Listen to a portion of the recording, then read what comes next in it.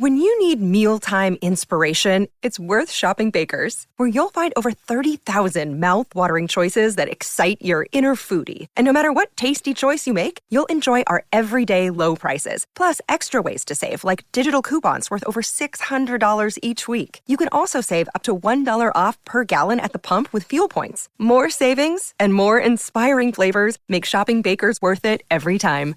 Baker's, fresh for everyone. Fuel restrictions apply. Hey guys, welcome to this week's podcast episode, and I've got a fantastic guest for you today, Joe Barnes. He's author of The Rebel Code, which we're going to talk about later in the show, and he's a self-help author. He's also a hypnotherapist, and he's got a fantastic story. He's an author. He's involved in writing competitions, and I'm really happy to have him on the show. So, Joe, welcome.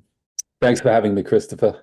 Yeah, interesting is, you have an interesting background, and you're also a hypnotherapist too, and you're also a writer, and talk about how you combine these and what you do now. There's one other part of the triangle, and that's tennis coach. So I initially started tennis coaching. It was the first thing I did. Then I got into hypnotherapy, and my whole plan all along was to use that as a platform to project me towards my main dream, which was becoming a best-selling self-help author. So many years ago, I published my first book, 2012, and since then I'm onto my fourth, which you can see in the background is The Rebel Code. So that's the plan, basically. I work freelance as a hypnotherapist and a tennis coach, and that provides me an income which helps me shoot at my writing goals. Obviously, I get an income from writing as well, but it's not quite at the level where I can provide for all of my income through writing. So until I reach that day, I combine the three of them, and it's fun, a little demanding sometimes, but overall it's fun. Yeah, I love that. And there's this term called multiple streams of income, which you are doing, and never put all your eggs into one basket. Always have diversified, in case one income goes down, you have others. So which are really interesting is this. So the talk about this, what the first thing is this breaking free from conventional paths. And I've always been a rebel myself, but I actually during my education early on, I realized that if I didn't follow the rules early on, that would harm me. So I basically followed the rules until I could get my independence and footing, and then I went off on my own. But talk about breaking free from conventional paths, and you've done it, and how you help others. I guess that's my sort of tagline: break free from conventional paths of working and living. And the whole idea is that there's more people than you think who are frustrated with a conventional life, conventional work, conventional socializing, relationships, etc. But not many people express that because they don't want to stand out. People have a natural tendency to want to fit in. So I'm just putting a flag up saying, hey, look, if you are dissatisfied in your life, then, come over here. I've got books for you to read. I've got blog posts. I create videos. Maybe some of this resonates. Maybe some of it can help. So that's the whole idea of breaking free from a conventional path. Once you do that, you can start to create your own path. So that's what I try to help people do. Yeah, I love that, and especially like I was alluding to, like in the 80s and 90s when we were still under this industrial age complex form of thinking, and we didn't have the internet, we didn't have social media. It was really hard to be a rebel because you would really struggle. But I'm gonna ask you, a couple of the historical rebels who have inspired you. But now we have so many options that people actually are awake to the fact that conventional paths is not doing us any good. You can look at what happened in 2020, but name a few historical rebels who inspired your journey. What lessons have you learned from them? And actually, how can being a rebel lead you to more success than conventional wisdom may think? Okay, so there's a couple of questions there, Christopher. You might have to keep me on track. So first of all, rebels that inspired me. I can give some examples from my book, actually. One that springs to mind immediately was Nelson Mandela. Now, we all think of him as a heroic leader, which he was, absolutely. But for most of his life, he was a rebel. He defied the government in his country. and he fought a long, long campaign for the freedom of his people and to end an entire political system. So that to me is incredibly admirable. And what a lot of people don't realize about Mandela is that he was given easy options, easy ways out on his journey on multiple different occasions. So he was actually from a tribe in South Africa called the Xhosa tribe. And he was within that tribe, he was in quite a prominent position. He'd had his education paid for him. He'd been to university. And the whole idea was he was going to come back and be an advisor to the king. Now, obviously, South Africa at the time was under apartheid. So it was a highly unequal society. But within that unequal society, he would have had a fairly comfortable life because he would have been a high position within his tribe. But he said, no, I don't want to do that. That's not what my calling is. I want to train as a lawyer. So he went ahead and trained as a lawyer, built up a successful practice, but then found that he couldn't ignore the injustices that were occurring and said, well, I've built up a successful law practice, but this is not what my heart is telling me to do. So I'm going to now join the ANC, the African National Congress, and fight for the end of apartheid. We all know what happens. He ends up getting in prison. However, right at the end of his prison term, he was again offered the easy way out. They said, look, condemn the riots that are going on and we will free you. And by this time, he'd been 20 years in prison, barely seen his family. So obviously the desire to be free must have been huge. But again, he said, no, because if I condemn these riots, I'm selling out. I'm turning back on my people. So he did a further 8 years in prison. So my point is, and this links to something in my book, which is step 2 of the Rebel Code. The code itself has 12 steps. And step 2 is be guided by your heart when making major life decisions. So my point I'm trying to make here is Nelson Mandela was a guy who was guided by his heart.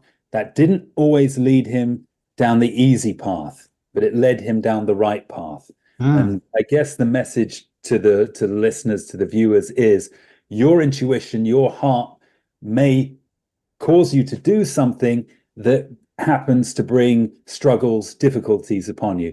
That doesn't mean it's not the right thing to do. You've still got to listen to your heart and go ahead and do that. So that's one rebel that inspired me. Some of the other examples in the book I can think of, I talk about an unlikely one, which is Queen Elizabeth I. And you think, well, how the hell is she a rebel? But she had quite a rebellious attitude towards marriage. And I do have a warning in the book about choosing wisely, choosing your partner wisely, because if you end up having a bad marriage and getting divorced, it can have a huge impact on your freedom. And Queen Elizabeth notoriously or famously never got married because she wanted to remain. She knew that if she took a king at that time, we're talking in the 16th century, even though he wasn't of the royal bloodline, the male would dominate the female and she would lose her power and freedom. So she held on to her power, and her sacrifice was that she had to remain single. So that's another rebel I document in the book. Now you'll have to remind me on the second half of the question because I've completely forgotten. Well, actually, what I really was gonna what I want to follow up on your response was, for example, like all these had, it was you mentioned hard and easy versus the right, and Yeah. but like for example, there's for example, Navalny, he was imprisoned by Putin, and he refused to give in to Putin, and he actually ended up dying in prison. But even his effect, even if he wasn't released and spurred what he did, what do you do when the outcome is death? Like obviously Yeah. Mandela, he was freed, but I mean, He yeah. was close to getting the death sentence when he ended up getting life imprisonment instead. Mm, I think he would have taken the death sentence. He wouldn't have gone back on his principles and what he believed in. mm. I'm hoping it's not a situation any of your viewers or listeners are ever going to find themselves, or me or you are ever going to find ourselves in. I guess you have to answer that question when it comes to it. I think my principles are strong enough that I've turned my back on what could have been an easier path in my life. I was the son of two lawyers. I went to university. I had a good education. I was expected to follow in their footsteps. I could have been, having a well-respected job, probably making a lot of money, doing something I wasn't that passionate about, but something that would have given me those material trappings. I rejected that. My principles led me to reject that. I don't know how far that extends. I would hope that if I believed in something strong enough, I'd have the strength to see it through, even in the face of death, but never been tested with that. So I don't know. I have huge admiration for people like that. I think even though you may say, well, it was futile, they died. Well, they actually send a message. Their message lasts and their legacy lasts a lot longer than they do. So I think there's even power in the example of the man you just gave. Yeah, and for a lot of listeners, the main ramifications is loss of career, title, income. Maybe you have a lot of obligations. You have spouse, kids, mortgage, car. A lot of the material trappings, like you said. Very little like life and death, but it's kind of like this is how they keep you trapped. Um, you also talk about this philosophy of unreasonableness and talk about why being unreasonable is a positive thing. Right. That's all based on probably my favorite quote of all time, which is from George Bernard Shaw, the Irish playwright who's now dead. He said, "The reasonable man adapts himself to the world. The unreasonable man adapts the world to himself. That's why all progress depends on the unreasonable man." So basically, just to unpack that, reasonable people just accept what they're told and they get on with it. Unreasonable people say, hey, actually, I question that. Why are you telling me this? I don't agree with that. I think another way works.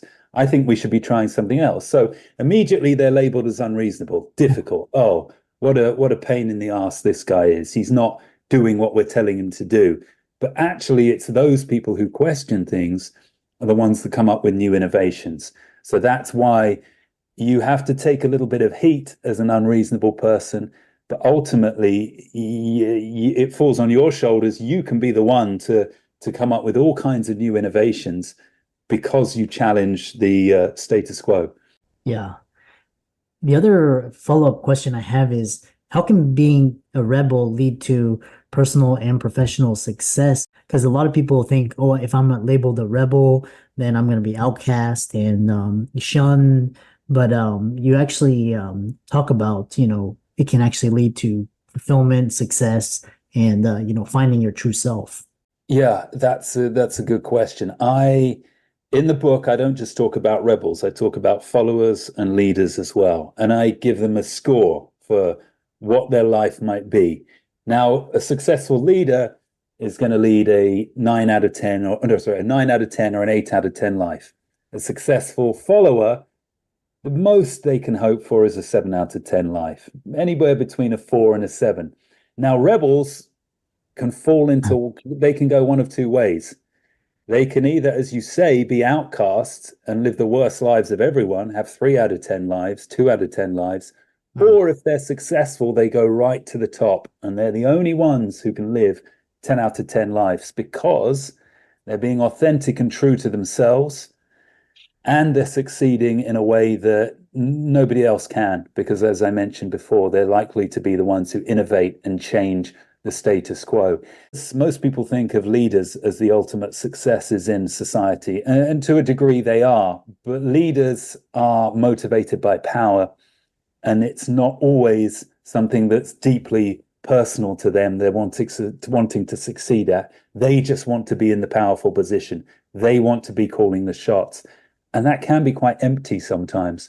So the rebel is really the only one who can succeed at a tremendous level and yet still have that success be an authentic representation of who they are. And that's why ultimately they are the ones who can get all of life's spoils if they can find out the keys and the tools to being successful, which is what I hope to help them with in my book. Yeah. Yeah, it's quite interesting. One of the things I've realized being a rebel is your circle of influence gets a lot smaller, but the people that around you that you become they make you more powerful, like the people that you actually keep company with. And it's sometimes it can be a really lonely journey because it's like people don't, but you live to learn with that, and you actually develop and create your tribe. What are two daily actions you believe are essential to anyone looking to grow personally and professionally? What should they be doing? Right.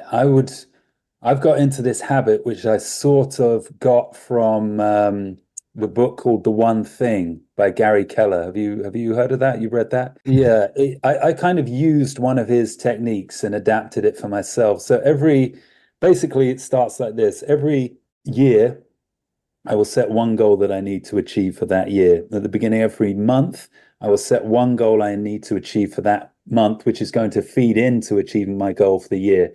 At the beginning of every week, again, I set one goal for the week that will filter into the goal for the month. And then at the beginning of every day, I set one goal for the day that will help me achieve the weekly goal. Now, sometimes they're not big goals, sometimes it's just small things, but I've found that's really helped me be so much more productive with my work and select the right things to work on, not to get distracted. If I'm working on writing a book, completing a chapter, well, I'm going to do that. I'm not going to go off and start doing social media posts, which I might have done in the past. So it helps me focus my energy. And then the other thing I'd say is maybe just 5 minutes of visualization each day. I find that by limiting it to just 5 minutes, make sure I do it. Because you would say, well, why not do half an hour? That's great, but so few of us have half an hour just to dedicate to visualization. So what might happen is you do one half an hour session, but then you kind of lose momentum, you stop being consistent with it, and you lose the whole habit. But by just doing 5 minutes a day, it's easy to do, and it makes sure you stick with it and you end up doing it every day. So you're benefiting a little bit from that visualization process. So I picked those two things as the habits that help keep me successful. Yeah. Yeah, I really love that. Really those 5 minute, like those quick, 2, 3 minute visualizations kind of recenters you, recalibrates you. Um, final piece of questioning is you've mentioned that most people have a 66% chance of living their dreams, even the most ambitious. And I actually think that's a pretty good odds. I mean, 67%, I mean, like, hey, Yeah. that's, but can you explain this statistic and how can one increase their odds? Right. So basically that's my variation on, when you go into a new business and everybody says, well, 9 out of 10 businesses fail after 3 or 4 years, or whatever the statistic is. You probably heard it. People throw that at you all the time. So that gives you a 10% chance of succeeding at your dream. And I was thinking about that and I thought, I don't think that's actually realistic because let's say you take 1,000 people and you're all competing for the same thing. Now, I guarantee that you can eliminate 900 of that competition, 90% gone straight away. Because Hmm. most people are procrastinators. They love the idea of doing something, but they're not actually going to take any action. It's only 100 out of the 1,000 who are actually going to do something. Now, out of that 100, you can probably eliminate another 80 because they are going to try for a little bit. But as soon as they experience a failure, a major failure, they're going to say, well, actually, they're true all along. That I've only got a 10% chance of success. Look, I've tried, I've genuinely attempted to do this and I've still failed. That must mean that, it isn't possible, right? I'm quitting. So eliminate another 80 people. So you're just down to just 20 people are your direct competition. Now the journey continues. How long can these 20 people continue to fund themselves and support themselves while they're trying to live their dream or create their new business? Not many can. So probably ultimately after a few years, another 17 are going to drop out. There's just three of you left now. It's you and two other people. And the thing you need to realize when it comes to succeeding at a dream or a business is you don't have to be number one to live your dream. You know, there's Coca-Cola, there's Pepsi. In football, there was Messi, there was Ronaldo. You don't have to be the absolute best. So that means you've just got to fill one of those two top slots. Therefore, if three of you are left, that's how I came to the figure of 66.6%. It's slightly arbitrary, but the point is to show you, look, actually, when you really think about it and break it down, you've got a much better chance of succeeding at your dream or your business than society tells you. Yeah, it really reminds me of this really quote is just be the last man standing, and like even like in businesses, especially with the most recent like recessions, and just bit or even like just just being just there, you put you way ahead and versus going out of business, and or even like a lot of people compare themselves to like Mr. Beast or Joe Rogan, but it's like if you just consistently and just basically produce you're far ahead of the other like 90% that just kind of just quit. So doesn't take much to stay in the race. So I love that. How do people contact you and follow you and check out your social, your book, all of that? Right, sure. So basically, I've got a special offer for your viewers and listeners, Christopher. I think this episode will be out in the next few days, and for 48 hours from this episode going live, you can get this book, my new book, The Rebel Code, for just $1. That's the electronic version, though. I can't sell the paperback for $1, unfortunately, but I can sell the electronic version for $1. I'll send you a link for that so you can put it in the show notes. And as I said, 48 hours only, though, and then I have to put the price back up. So the link will be there. Obviously, if you just want to take a look at the book on Amazon, search The Rebel Code, Joe Barnes on Amazon. You want to take a look at my work in general, visit my website, which is escapethesystemnow.com. Escapethesystemnow.com. Or maybe follow me on Instagram, which is escapethesystem19. Those are the best ways to get hold of me or to read or look at a little bit more of what I do. Yeah, I love that. Your journey reminds me a lot of this, of also a very prolific writer here in the States, Ryan Holiday. He obstacles away a lot of philosophy. He did very similar to what you did, and just kind of, and now he's big. So I love, very inspiring, and thanks so much for coming onto the podcast. Well, thanks for having me.